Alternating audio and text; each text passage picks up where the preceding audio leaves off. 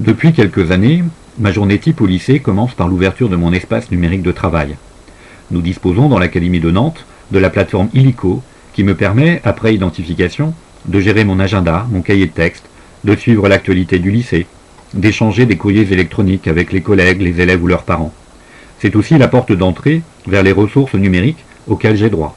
Manuels électroniques, vidéos, du site.tv ou de l'INA, mais aussi d'EduGeo. EduGeo est un service développé en collaboration entre le ministère de l'Éducation nationale et l'IGN. Il donne accès aux enseignants et aux élèves à un très riche catalogue de cartes et de photographies avec des données exclusives et des outils spécifiquement conçus pour l'enseignement de la géographie. EduGeo permet ainsi de situer très facilement les lieux étudiés ou évoqués en classe. Par exemple, je travaille au lycée Raoul Vadepied d'Évron. Nous sommes le seul service web qui permet de repérer les lieux sur une photographie aérienne par visualisation en transparence de la carte IGN et à toutes les échelles. EduGeo offre surtout des données anciennes exclusives. Pour chaque académie, des cartes et des photos anciennes ont été numérisées, géorectifiées et géoréférencées. Cela permet une superposition parfaite entre les données d'hier et d'aujourd'hui. Intéressons-nous à la zone de Bourg-Saint-Maurice. Étudions par exemple une station de sport d'hiver. Dans le cadre du programme de première, le thème 2 nous permet d'étudier l'aménagement et le développement du territoire français.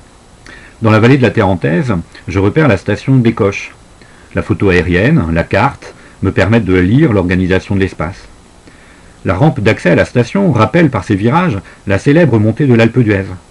La carte topographique me permet de lire le relief et de prendre connaissance du dénivelé entre Bellentre, 719 mètres, et l'Écoche, à 1408 mètres. Pour mes élèves de la campagne mayonnaise, il n'est pas facile de comprendre à quoi ressemble un espace montagnard. Aussi, j'utilise souvent les vues panoramiques, disponibles sur les sites internet, par exemple des offices de tourisme soutenus par les collectivités locales. Ces panoramiques permettent une immersion dans le paysage, et surtout, confrontés à la carte, favorisent la compréhension des contraintes physiques. Retenons l'essentiel à l'aide des outils de croquis.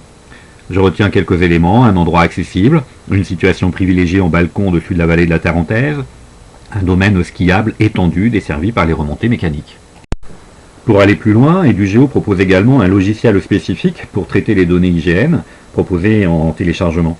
QuantumGIS EduGeo permet de travailler en local et de faire des opérations plus complexes, comme par exemple l'extraction des lignes de remontée mécanique. Exportée au format KML, cette information géographique est très facilement intégrée dans EduGeo par un simple glisser-déposer. L'IGN fournit des données de qualité professionnelle, qui permettent aux enseignants initiés de proposer des vues en perspective grâce à des logiciels spécialisés. Par exemple ici, on peut visualiser la vallée de la Tarentaise en surplomb de Bourg-Saint-Maurice, identifier les principaux sommets, confronter l'aménagement de la montagne entre 1956 et aujourd'hui. La station d'Écoche apparaît ainsi comme une petite station villageoise de moyenne altitude, mais parfaitement reliée au domaine skiable de la Plagne et des Arcs par le Vanoise Express, soit plus de 425 km de pistes à parcourir.